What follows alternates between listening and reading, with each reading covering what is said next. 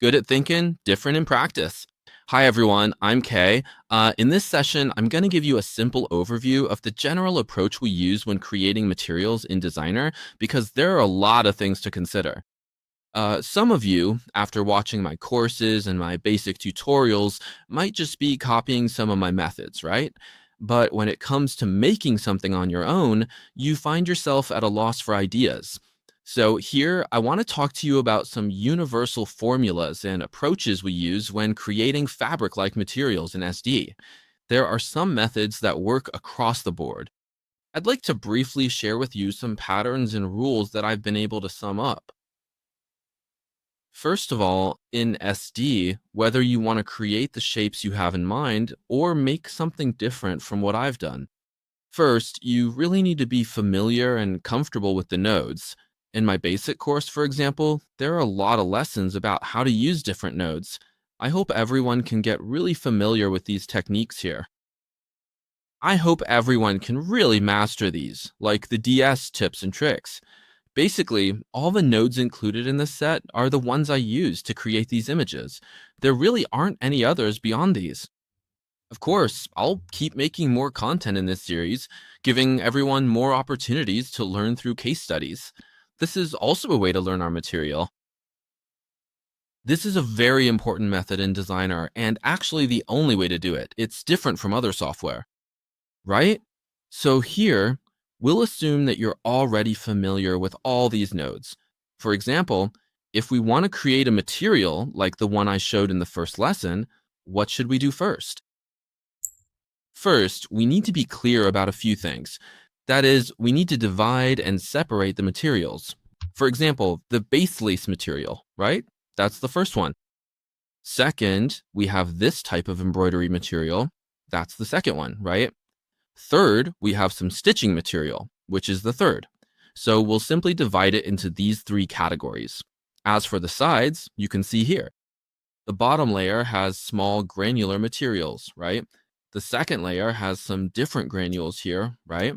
The third layer has some larger granules here as well. Similarly, we can also divide it into three layers. Now, as for SD, the core of its creation is actually to make each of these different materials separately and then mix them together in a suitable way. So here, for example, let me show you. We first made a base layer material like this, right? This is our very bottom layer. And then we made a second layer. The second layer is this horizontal fine material, right? Then we made a third layer with this kind of granular material. By mixing these three materials together in certain proportions, we can get the material structure for this side section like this. Now, as for lace material, if you've seen my Lolita, if you've taken the course, you probably already know how to define it. Right. So, from a broader, more macro perspective, let's say from a macro point of view, we can divide the material into many components. For example, things like this embroidery, right? Embroidery with large grains, then stitching. On a macro level, it can be divided into many threads. However, each material itself can be further subdivided. For example, we can break down this lace into something like this. We can divide it into our own categories, like grids, right? Then different grids. There are various grids within it, as well as our patterns. And for our patterns, you can see there's an edging here, right? The pattern and the edging of the pattern, right? We can also divide this pattern into three types. One is the inner grid, one is the edging, right? Or we can divide it into two types. So basically, we break down these different patterns into different layers. We separate the different styles, and then by combining them again, we can create a new material. It's the same here. For example, if we want to make this grid, right, we also break it down, like splitting it into upper and lower parts like this. A single strip, right? Then we break it down further into these vertical bars in the middle, and then we split each vertical bar again, breaking them down into tiny dots, one by one, right? So in this way, it's like we're doing a reverse breakdown, starting from a complete material and gradually breaking it down, step by step, until we reach even the smallest structure. So you really need to keep this concept in mind. we can start assembling things from the smallest elements. We assemble them into one of our elements. Then, with these elements, we continue to combine them with other components, for example, by putting this part together with another, right? By continuously assembling like this, we can achieve our final style and effect. Now, when it comes to materials like this, they're a bit more complex. For example, the materials I worked on during my live stream, let's take the strip on the chest, like our collar, as an example. You can see that it's also assembled from different materials. Let's break it down. For instance, we can separate out the small embroidery, right? The embroidery is one part, and then the little dots are another part. The base pattern is one part. This kind of flower is another, right? Then inside, there's this diamond shape. That's another part, right? And the edging here is yet another. So, simply put, we can divide it into these several types of materials.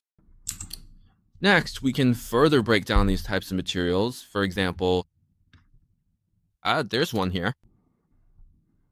A flower, right? There's a flower, which is actually our pocket. It's like we're taking this whole chunk here, kind of like this one. What do you call this again? The one in the middle. The rectangle here and this diamond-shaped flower are made separately, right? And then I also took this yellow and gold embroidery. Where did we put it? The gold embroidery was also made separately, and then these little white dots, you can see them here. The white dots were also made individually. That includes the edging on both sides as well. Yeah, my edging. Here, this edging was also made separately, and then my background pattern, the background is this one right here. After finishing the background, it was also made separately, right? And then finally, everything was assembled together, and that's how we got the style of our material. Then we can further break it down. For example, this background pattern, we can divide it into parts, like these little vertical lines here, right? And we can keep dividing it further, then add some of these twisted vertical stripes. Then over here, we keep adding these small vertical stripe details. Let me look ahead for a moment. For example, we have this kind of texture and that kind of texture, and then we mix them together using small vertical stripes. After that, we mix in another set of small vertical stripes, and then again, mix in another set of small vertical stripes, and finally, mix in some other vertical patterns. Then we mix in another set of tiny digit-like stripes. Finally, we mix in an irregular, horizontally and vertically twisted stripe pattern, and that's how we end up with our base texture, right? So after we've created our base texture, then on top of that, we have some of these glittering gold particles, tiny sparkling gold particles, and then we add these little particles as well, right? We mix them in as well. So basically, our whole approach to creating textures is to keep breaking down a complex graphic, pattern, or image, and then decompose it into each of its medium-sized elements. For example, take each background pattern like this or this kind of embroidery, and then break it down further. Break it down and assign it to its basic shapes and basic arrangements. After that, we can subdivide it even more, even analyzing the form of each tiny individual element. This is the overall approach we use to create these designer materials, going from complex to simple, then from simple back to complex, repeating this process over and over. So when you're working on this, you really need to clearly identify which parts make up your material. Then break these parts down individually, and after that, combine them back together. That way, we can piece together the look of the material we want, right? So when you're working on your own projects or looking at your references, you really need to pay attention to breaking things down and then combining them. As for what I cover in my fundamentals course, these free DA tips also break down and reorganize materials, and the nodes they use are actually not much different from the ones I use for breaking down and reorganizing materials myself. So everyone really needs to take this seriously. If you want to learn more about Designer, you should really take a close look at the content in my DS tips. don't just limit yourself to following along and practicing. Go deeper than that. If you just copy what I do, there's not much point to it. You really need to think for yourself and use your imagination. Figure out how to break things down and how to change up the forms, right? Then use our little tips and tricks to help you along the way. That way, you'll get familiar with some of our basic tools. All right, that's all for this lesson for now.